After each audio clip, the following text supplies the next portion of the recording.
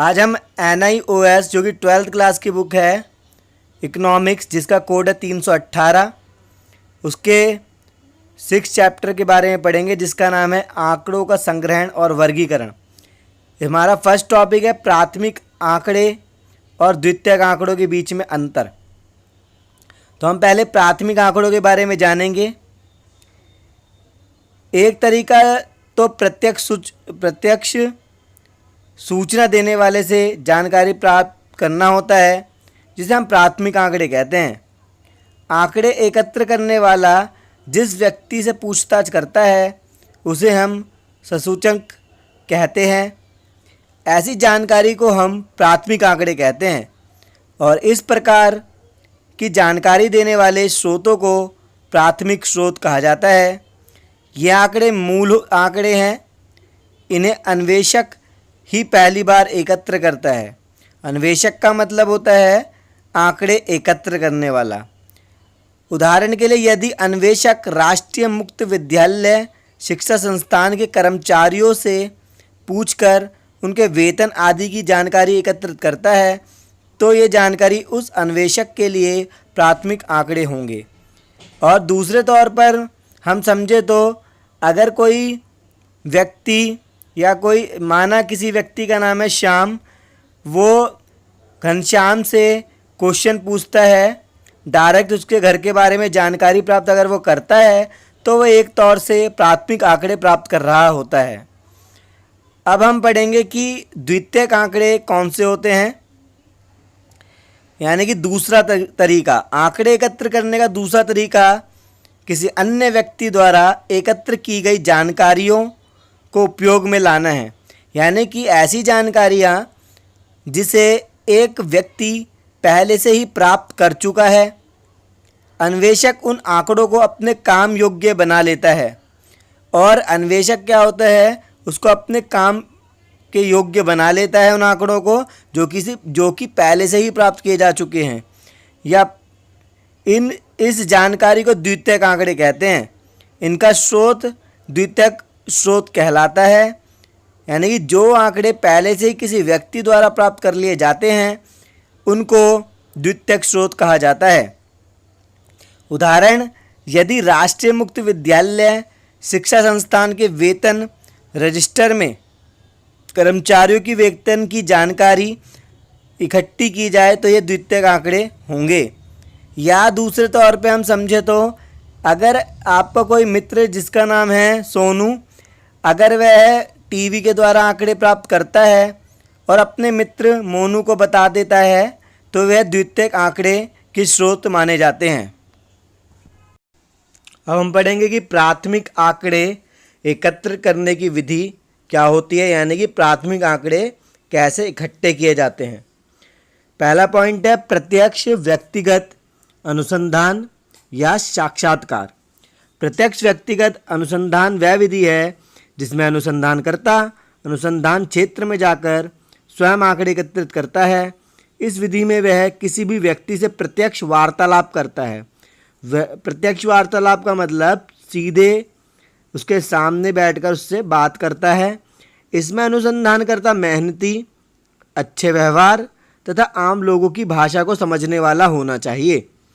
इसके अंदर अनुसंधानकर्ता कैसा होना चाहिए, ताकि जो कि क्षेत्र के लोगों की बात को जान सके, और अच्छे व्यवहार वाला होना चाहिए ताकि वहाँ लड़ाई झगड़ा ना हो।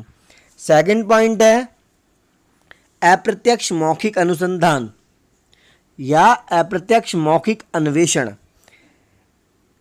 अप्रत्यक्ष मौखिक अनुसंधान वह विधि है जिसमें किसी समस्या से अप्रत्यक्ष रूप से संबंध रखने वाले व्यक्ति से मौखिक पूछताछ द्वारा आंकड़े प्राप्त किए जाते हैं। मौखिक का मतलब ओरल तौर पे।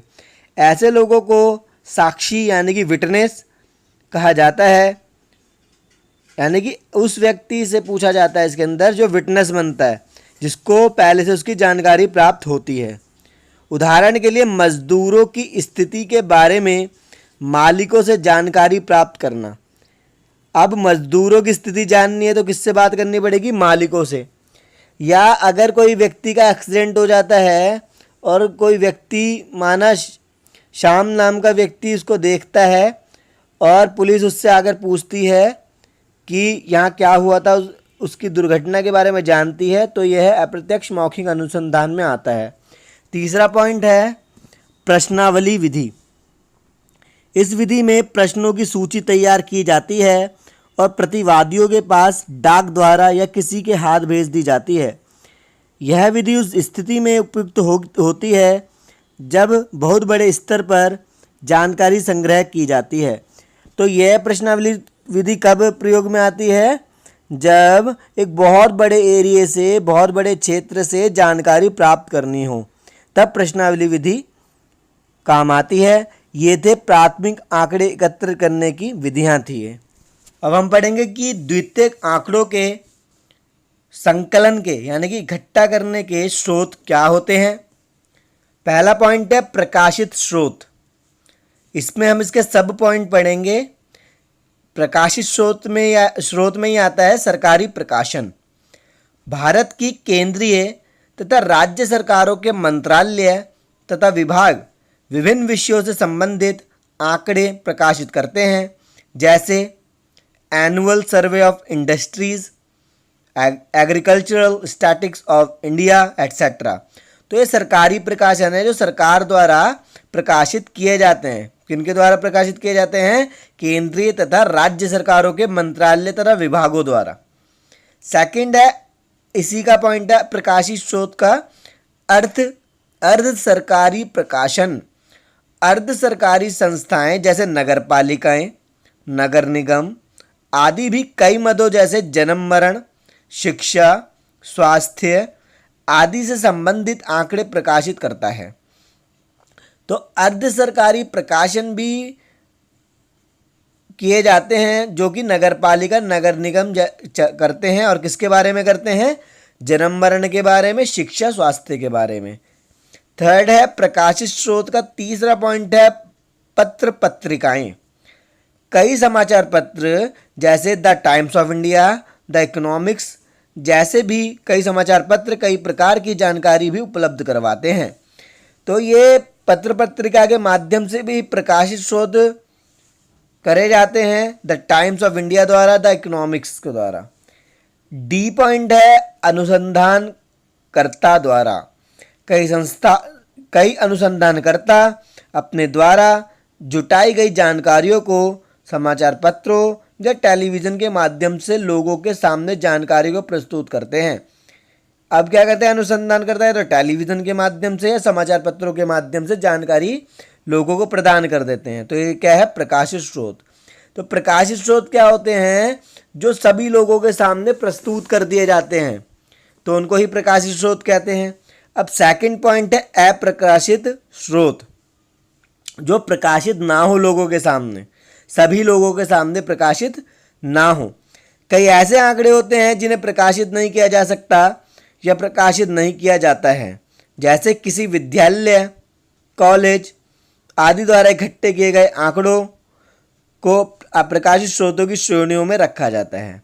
तो अप्रकाशित स्रोत कौन से हैं? जैसे कि आपने स्कूल में एडमिशन कराया तो ये टेलीविज़न में तो आएगा नहीं, और ऐसी ही चीज़ों को, या कॉलेज में एडमिशन कराया है, आपके कॉलेज में कितने मार्क्स आए, सभी लोगों को प्रदान नहीं करवाई जाती ये चीज़ें। अब आपके माइंड में आ रहा होगा कि रिजल्ट तो होता है जो प्रकाशित होता है, पर प्रकाशित नहीं होता, उसके लिए आपके पास पासवर्ड होता है उसको जब तक आप दूसरे को नहीं देते वो पासवर्ड, तब तक वो दूसरों को पता नहीं चलता। तो ये थे द्वितीयक आंकड़ों के संकलन यानी कि इकट्ठा करने के स्रोत। इस चैप्टर की थ्योरी यहीं कंप्लीट होती है, और इस चैप्टर्स के अंदर न्यूमेरिकल्स दे रखे हैं जो कि इसमें अभी समझा नहीं रहा हूँ मैं, इसमें थ्योरी कंप्लीट हुई है। अगर आप और अच्छी वीडियोस चाहते हैं, और ज़्यादा वीडियोस चाहते हैं NIOS या CBSE किसी भी बोर्ड से संबंधित, तो इस वीडियो को शेयर करना और लाइक करना ना भूलें।